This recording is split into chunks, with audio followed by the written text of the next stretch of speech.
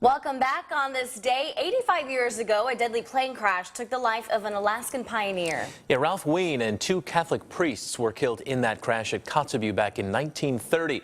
As author Laurel Downing Bills tells us, Ralph was instrumental in the creation of a former longtime commercial airline here in Alaska. She joins us back on the couch for story time with Ann Phil. Good morning, Laurel. Good morning. So to understand Ralph's significance in Alaskan history, we first need to talk about his brother Noel, right?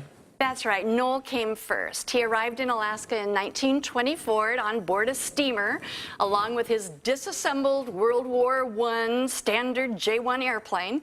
He had taken a job with a new company called the Alaska Aerial Transportation Company, which was owned by James S. Rodenbaugh of Fairbanks.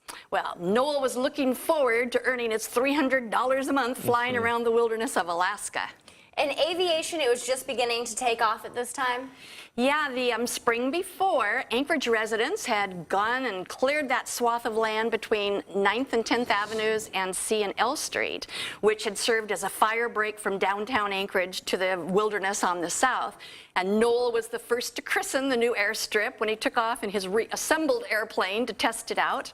And then he took residents of Anchorage up for 15-minute rides for $10 a piece, which is about $140 in today's money. So he became Alaska's first commercial pilot. But it wasn't the first to fly in Alaska. No, the first thing that went up in Alaska's skies was a hot air balloon in 1899 Really? over Juneau on the 4th of July. Fun. And then other early airplanes we had, like a Blériot monoplane, we had Fokker F-3, as well as some seaplanes in southeast Alaska, according to experts in early aviation.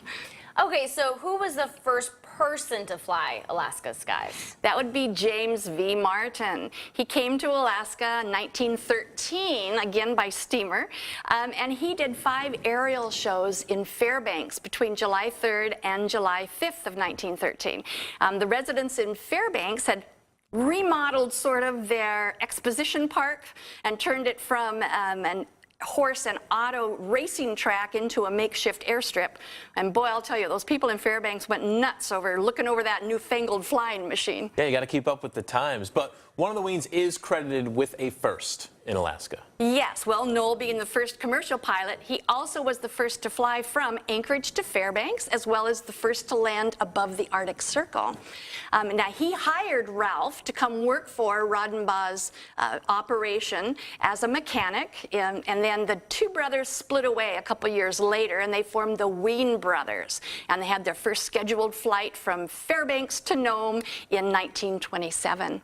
And of course, like all early pilots, now there were some crash landings back in those days because you couldn't call ahead to see what the weather conditions were or if they had a good landing strip. So those early pilots would look around for a good place to put down their plane, and they often crash landed.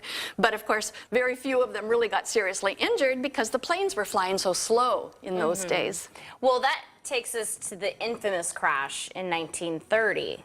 Yeah, Ralph's his luck ran out in 1930, October, when he crash landed at Kotzebue. Then the residents of Kotzebue honored him by naming their airport the Ralph Wien Memorial Airport.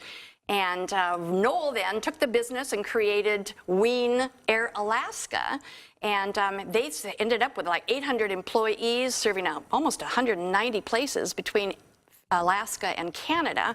And then the business ceased operations in 1984, about 7 years after Noel died.